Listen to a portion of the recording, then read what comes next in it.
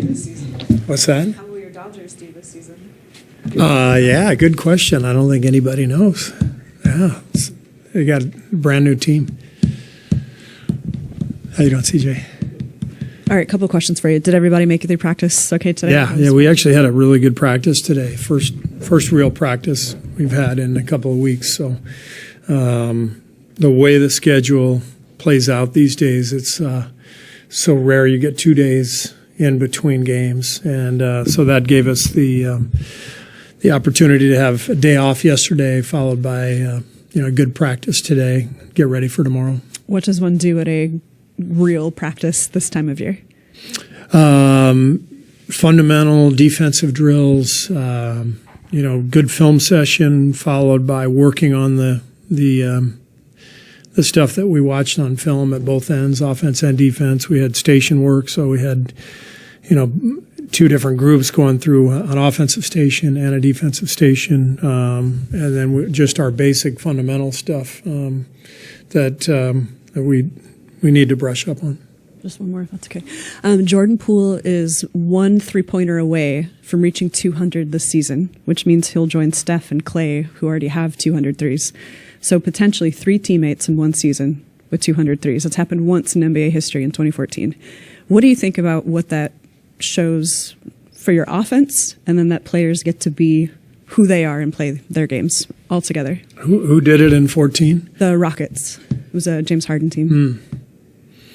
Yeah, it's an impressive stat. It's kind of based on roster construction more than anything. We got 3 guys who are all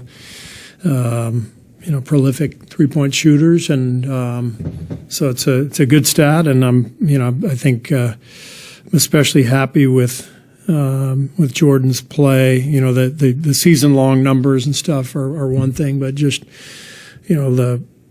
the idea that we can get better individually and as a team, that's what every coach is looking for. And I think Jordan has been great these last couple of weeks. I think he's really made strides, and it's not a coincidence that our team is playing well as he's playing well. Steve, you mentioned a couple days ago how you're still trying to figure out the rotation with GP2 back and how it might affect Dante. How do you think those two complement each other, and I guess how valuable is it to have both of those 2 guys at your disposal? Yeah, I think Gary's inclusion in the lineup affects a lot of people. It affected J. Mike, for example, the other night. We didn't get Jamichael into the game. We decided to start J.K. so that we could play Gary more with the second unit, which meant Loon's coming off the bench. There's a domino effect to all of this stuff. And, usually when you have a team, you use the early part of the season to take a look at all these different combinations and, sort of the repercussions of each move that you make lineup-wise and what it means. We don't have that luxury right now. But fortunately, we have the luxury of having had Gary the last year and a half, and so we know what he can do. But it was fun to mix up the lineups a little bit the other night. I love the aggressiveness that both Gary and Dante show defensively, the pressure they can put on the ball, and both guys played really well. Just another follow-up on Dante specifically. He's had to adjust to a lot of different roles this season, whether it's coming off the bench, playing alongside Jordan Poole, most recently starting in place of Andrew Wiggins. Just how have you seen him adapt to these different roles and maybe grow throughout this year? Dante has been fantastic. He started out the season playing 20 minutes a night, and then with the injuries, he started to play more, and then the absence of Wiggs, putting him in the starting lineup, putting him on the best offensive player at the beginning of games. He just shows you how versatile he is. I think Dante is one of those guys who helps you in so many different ways that you can plug him into any lineup, and that's to me that's his true value. He does a lot of things well. And you can focus on any one of them, whether it's his shooting or his passing or his defense. But just the idea that he's a total, complete basketball player means you can put him with any group, and that's a really valuable trait. And then we talked to you when the Kings were on the cusp of clinching a playoff spot. I know you probably have your blinders on and aren't necessarily paying attention to it, but with your connection to Mike Brown, I mean, did you text him last night when they finally did it? And what are your thoughts on that? Yeah, I texted him after the game, and we texted back and forth, and we're all thrilled for him. They've had just a special season, and Mike has done such a great job. So we're all thrilled for him, and couldn't happen to a better guy. And there's a reason it happened. Like he's a great basketball coach, and he's done an amazing job with that team. Steve, do you feel like Jonathan Kuminga has kind of settled down or kind of settled into that role, the rotation role, the past month, and kind of capitalized on this opportunity with all these extra minutes without Wiggins? Yeah, he's played really well. He's not turning the ball over. He's rebounding better. He's not fouling. So he's doing the things that allow you to win. He's avoiding the mistakes that he was making earlier in the season, and it's all totally natural for a young second-year player, particularly one like J.K. with very little experience before coming to the NBA.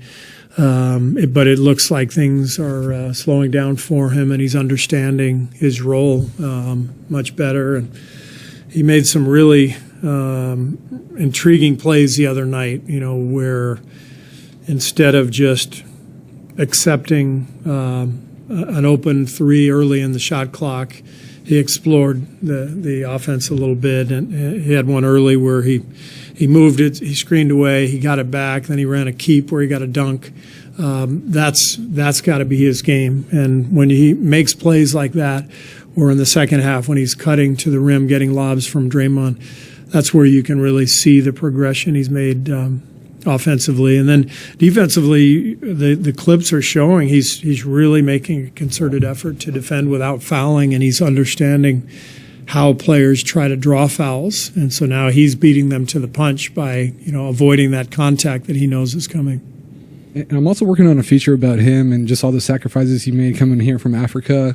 But also he's harnessing social media he has a personal content creator. Jordan has a personal content creator. Can you even imagine that happening during your playing time? And what do you just think about players, kind of empowering themselves through social media to take control of their own message and what they're trying to achieve? Yeah, I mean, it's a big part of, professional sports today. I mean, these guys, they have a much bigger audience and a direct line to their audience today than athletes have ever had. And, people who are really smart are figuring out, ways to make that count, whether it's to build your brand or just connect for whatever reason you want to connect. A lot of players are doing really well with that. The most important thing for me with J.K. is you mentioned, coming from the Congo to here. I don't know that people give him enough credit for making that adjustment. I mean, if you really think about it, like put yourself in his shoes and, flip it around, go halfway across the world, immerse yourself in a brand new culture, 10,000 miles from your family, and then, take on a job under a microscope in a really high pressure situation. It's amazing what he's overcome to get here and how he's handled himself along the way. Steve, speaking about brand building, what are your thoughts on everything Steph's been able to accomplish off the court with Under Armour and, the new deal he inked recently?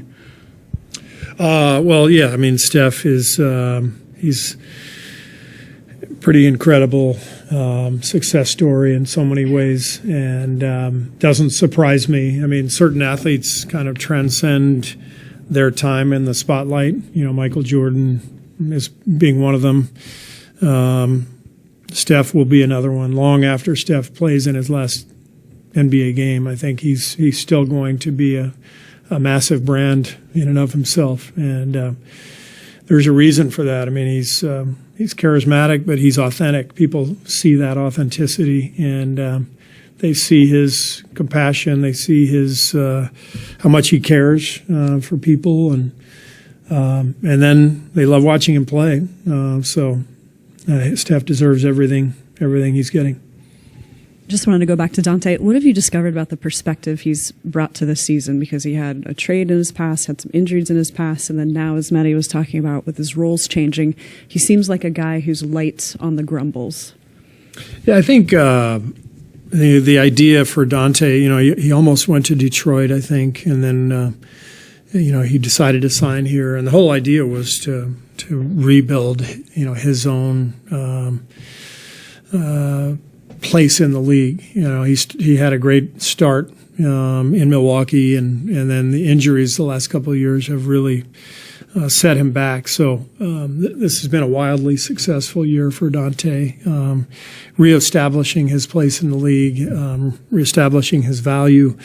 Obviously, we hope we can keep him. No, we desperately want to keep him, but I always want our players to be in the best position possible going forward. So I'm very happy for Dante that he's put himself in a good spot.